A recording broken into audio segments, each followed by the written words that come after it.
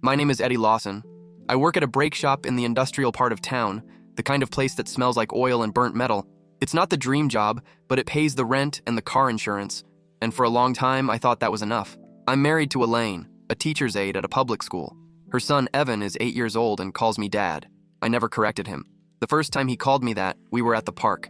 He tripped and shouted, "Dad," before even thinking. I felt something I can't quite explain, a kind of internal repair, like something crooked inside me had finally aligned. Our rented duplex sits on the west side of Cleveland, a quiet neighborhood, the kind where neighbors mow their lawns on Saturdays and pretend not to hear anyone arguing. It was a good routine, the kind of normal that brings comfort until the day you realize it's gone. It all started with an offhand comment. She was on her phone, laughed, and said, "You should see what Mark posted. He's impossible." I said, "Oh yeah?" and went back to my sandwich. But the way she said impossible kept replaying in my head all day. It was the same tone she used when she talked about me in the beginning, when she still thought I was funny. From there, little things started to bother me. She smiled at her phone like she was hearing private jokes. She took longer showers, wore perfume even for grocery runs. And every time I walked into the room, she flipped her phone face down. One day I asked, "Everything okay?" She laughed. "Of course. Why wouldn't it be?" And I laughed too. But inside, something had already shifted. The next day, she texted me at work. "Everything all right?" I replied, "All good." And that was a lie.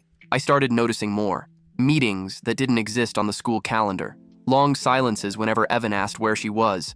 Deep down, I wanted to believe it was paranoia. But I also knew that when someone tries too hard to convince themselves everything's fine, it's because it isn't. Friday night, while they were doing a puzzle in the living room, I stood in the kitchen washing dishes slowly. I thought, if something's wrong, I'm going to find out.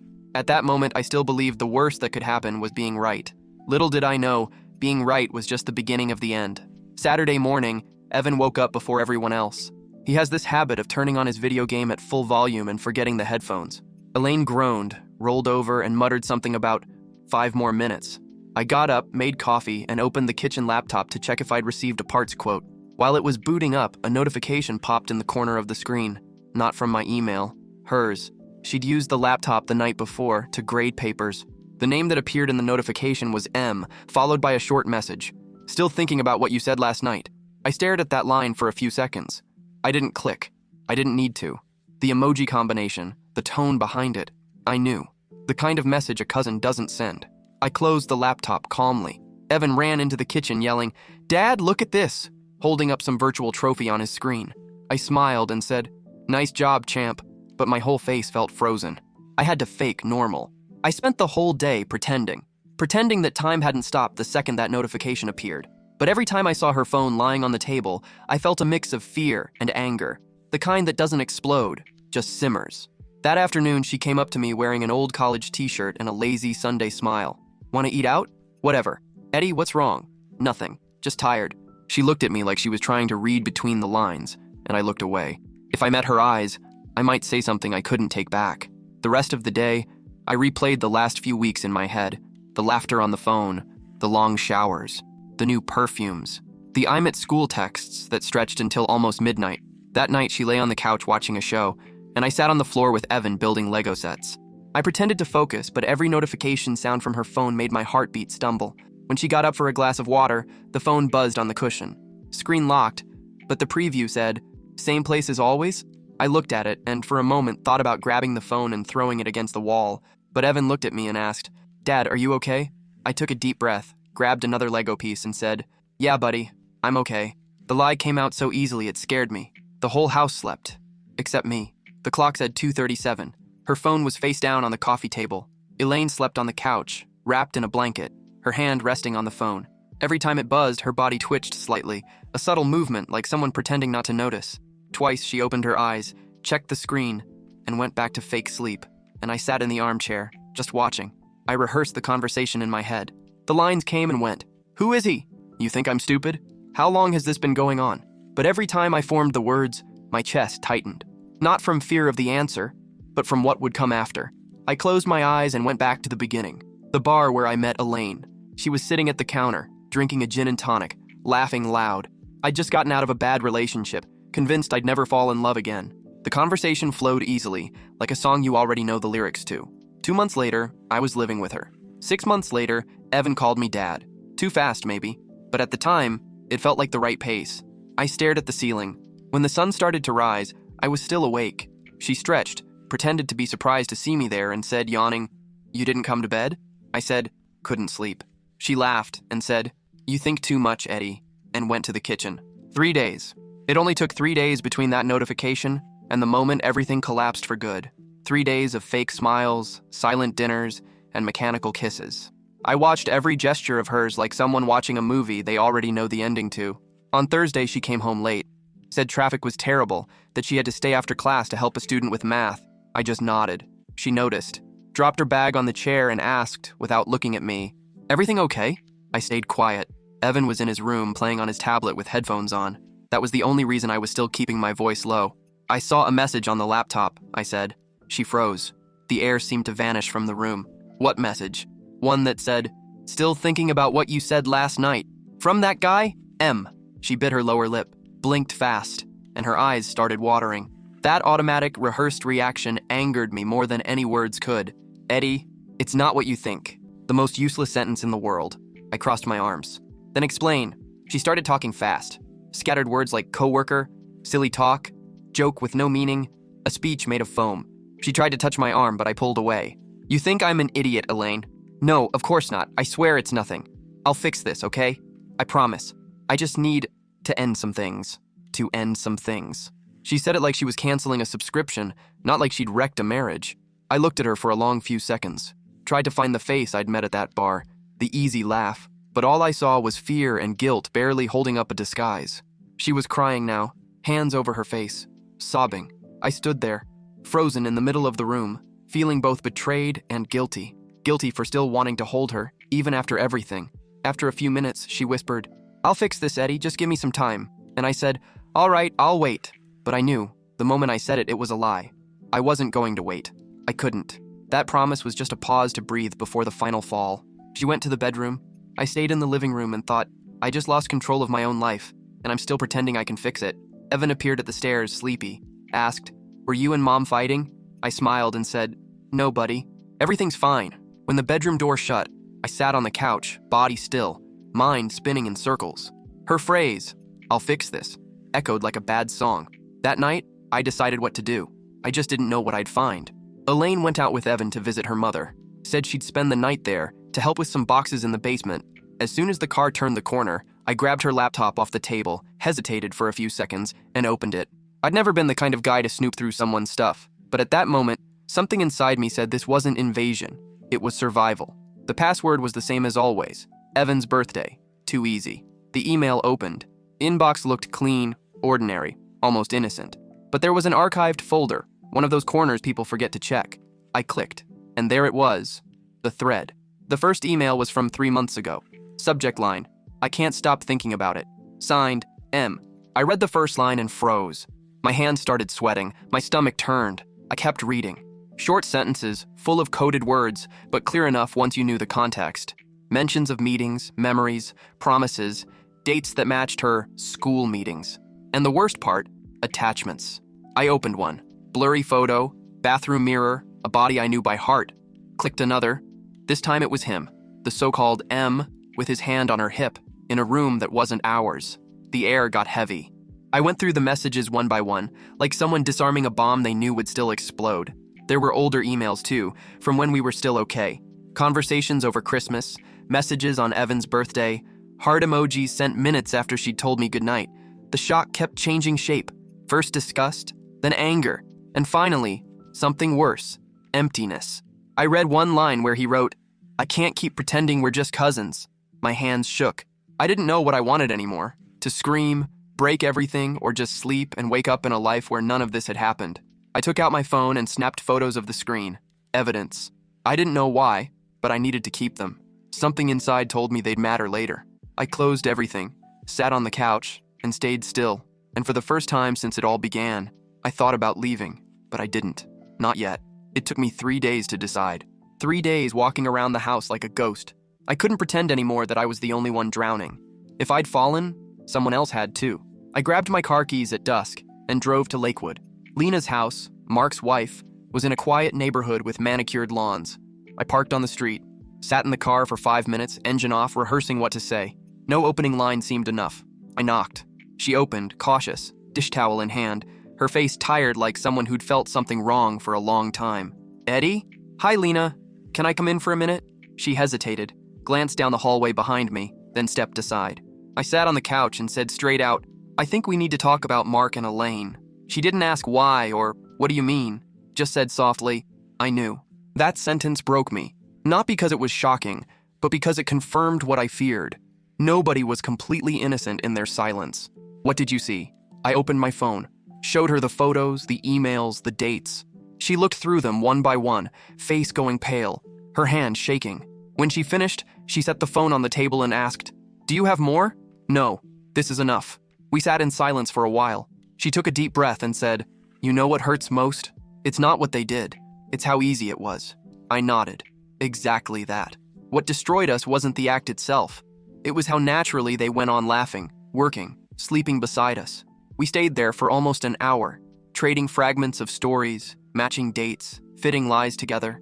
It was like piecing together a puzzle made of razor blades, each piece that fit cut deeper. Her phone rang. She looked at the screen and showed me. Mark. Let it ring until it stopped. Then mine buzzed. Elaine. I let it ring too. Nobody answered anybody. Our families started to fracture right there, without anyone having to say a word. When I stood up to leave, she walked me to the door, looked at me and said, What are you going to do now? I don't know yet, but I don't think I'll wait for her to fix it anymore. She nodded slowly, eyes glistening. If you need to talk, I get it. Packing a bag doesn't take long when you don't want to take anything from home. I threw in just the basics. 2 changes of clothes, toothbrush, wallet. The rest felt contaminated. Elaine was at school, Evan at her mom's. I used the gap and left. No note, no speech. I drove aimlessly until I found an old motel near the highway. Sat on the edge of the bed, staring at the floor. My phone buzzed nonstop inside the backpack. Elaine, then my mother-in-law, then an unknown number, probably Mark. I didn't answer any. A new message from her popped up. You don't understand. I need to explain in person. I blocked her number. First right decision of the night. The next morning, I went to the clinic near the shop. I'd had an appointment scheduled for months. A checkup I kept postponing. The receptionist recognized me. Oh, you finally made it in. The doctor asked if I'd been sleeping well. I said yes. She asked if I'd been feeling anxious. I replied, just the usual. A lie. My whole body felt like a blaring siren. High blood pressure, tight stomach, dry throat. The body already knew what the mind was still trying to deny. That afternoon, I went back to the motel. Elaine sent me a short message. We need to talk, please. I thought about ignoring it, but that please got to me. I went back home Sunday evening. She was sitting in the living room. No makeup, hair tied up, a mug of cold coffee in her hands. She looked smaller. Maybe it was the weight of guilt, or maybe I was seeing her clearly for the first time. We sat in silence for a few seconds. She started, I know there's no way to justify it. I just don't know how I ended up here. I sat on the opposite couch. How long? She lowered her head. A few months. A lie. I knew that. The emails went back almost 2 years. But I let it go. Didn't matter anymore. Why? Because he was part of my life before you. And I never really ended that. Part of your life? I thought I was helping him. He was going through some things and... She stopped mid-sentence. That same excuse disguised as empathy. Her eyes trembled, searching for some trace of forgiveness on my face. She didn't find it. Did you sleep with him? She took a while to answer, looked at the window, took a deep breath. Yes, a small word, but the kind that splits a life into before and after. She cried, again, this time, without pretending. I ruined everything, didn't I? I think so. Do you hate me? No. Hating you would take too much effort. She said she wanted to fix it. Go to couples therapy. Start over. I listened. It was like hearing someone plan to rebuild a house that had already burned down. Evan misses you, she said. I miss him too. She nodded, her voice trembling. You're still his dad. I'm not. I was. Silence. We both knew that was the deepest cut. I stood up. She tried to touch my arm. Eddie, don't do this. I gently pulled away. You had your time to choose. Now it's mine. I walked to the door. Before leaving, I looked back. She was sitting there, hunched over, face buried in her hands. For a second, I almost turned back. But I knew there was no such thing as going back. Not for her, not for me. I took out my phone and deleted her messages. All of them. The years, the memories, the little things that once felt eternal. It started with a short call. Lena texted me asking if she could call, just to understand what happened. In the following days, we started texting each other.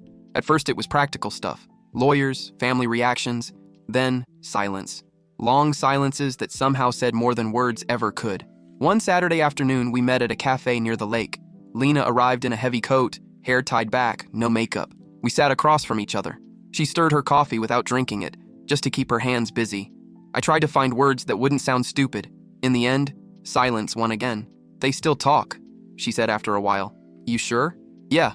He texted me to apologize and asked me not to tell his mother. Sounds like he's sure he'll get away with it." She gave a short laugh. "They always did, Eddie." We looked out the window for a few minutes. A kid was chasing pigeons on the sidewalk. His dad filmed him on his phone laughing. Lena watched and said, "Funny. I thought we were going to be like that." I didn't know what to say. We sat there until the coffee went cold. In the end, she said, "If you ever want to talk, anytime, I'm here." We started seeing each other again, without really planning to. At first out of necessity, then out of habit. Sometimes we had dinner together. We didn't talk much, but everything was understood.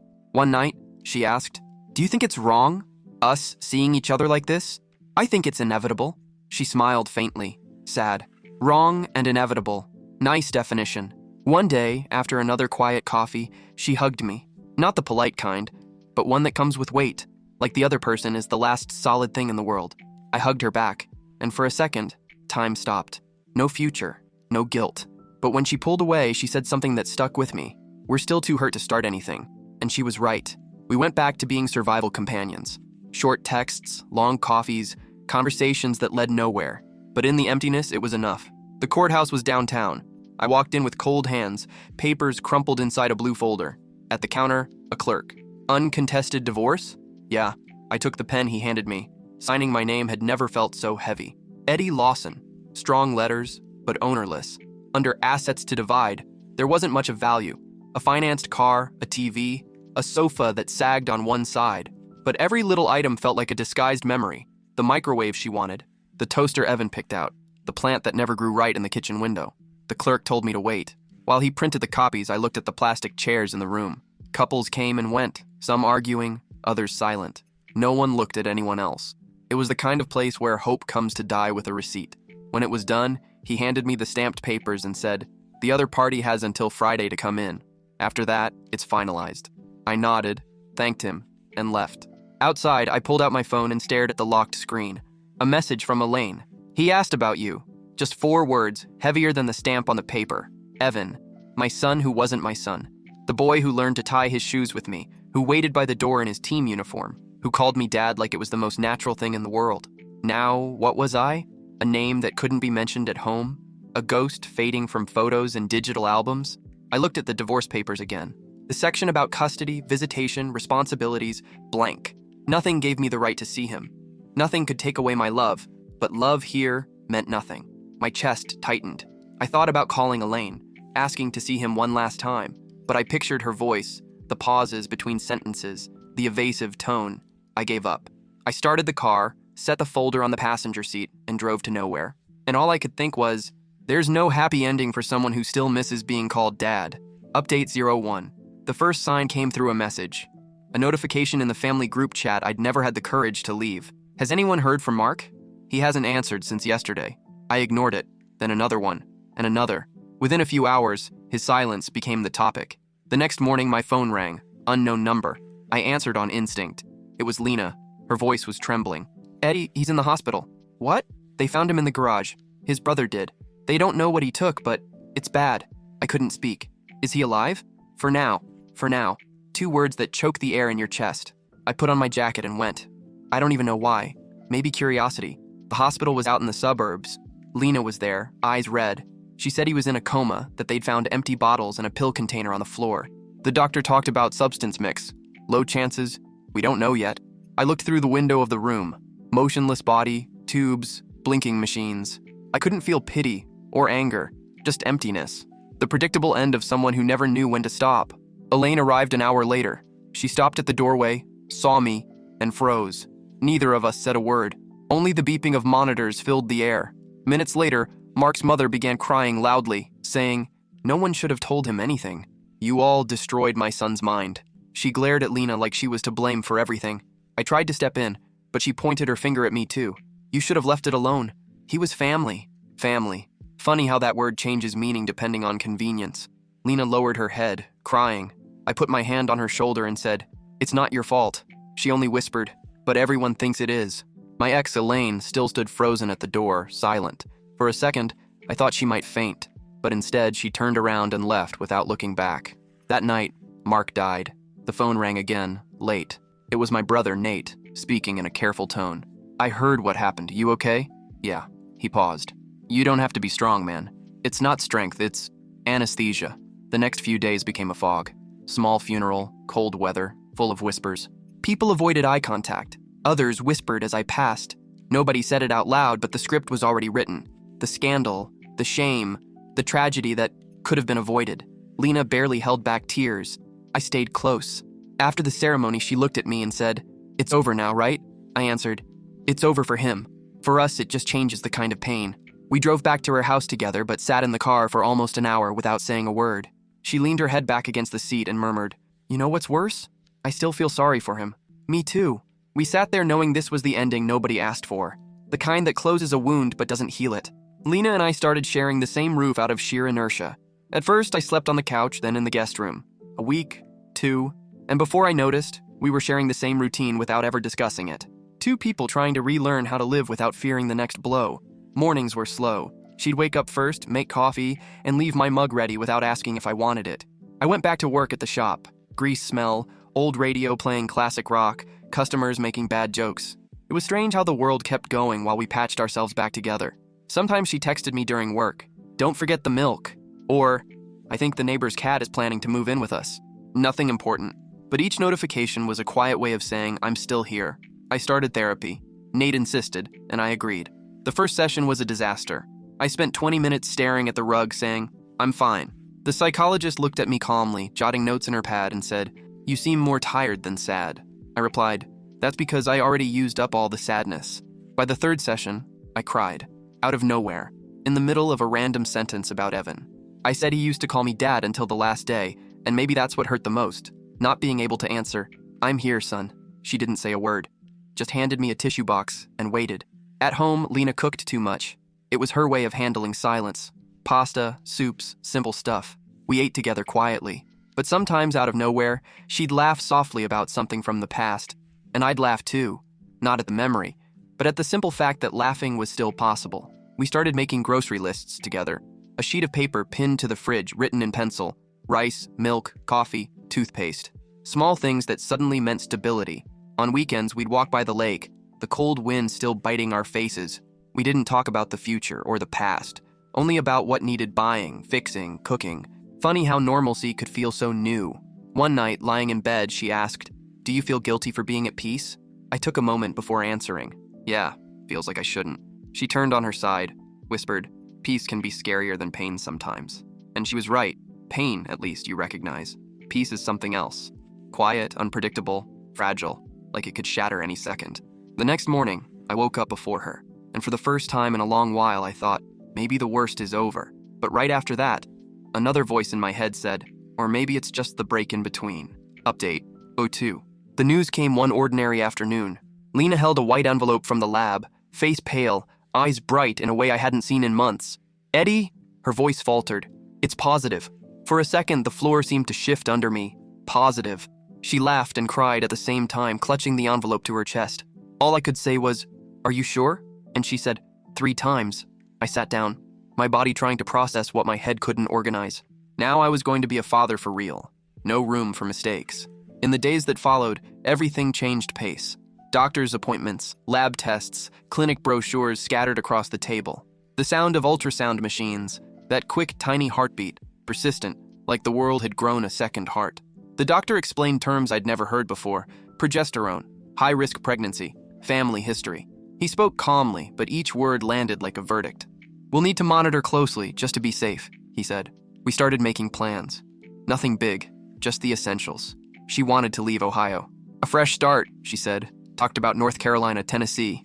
We pulled out an old map and taped it to the living room wall. It had marks from old tape and pencil notes. Asheville, Knoxville, Raleigh. We traced routes with our fingers, as if planning an escape was the same as breathing. One night after dinner, Lena rested her head on my shoulder and asked, "Do you think we deserve this? A new start?" It took me a while to answer yes. The next day, I called the clinic to confirm the next appointment. The woman on the other end asked, "Full name of the father?" And it was only in that simple moment that it sank in. I said my name slowly. Edward Lawson. And when she repeated, father of the baby, something inside me finally clicked into place. By the end of May, the boxes began to pile up in the living room. Labels written in thick marker. Kitchen, clothes, tools, books.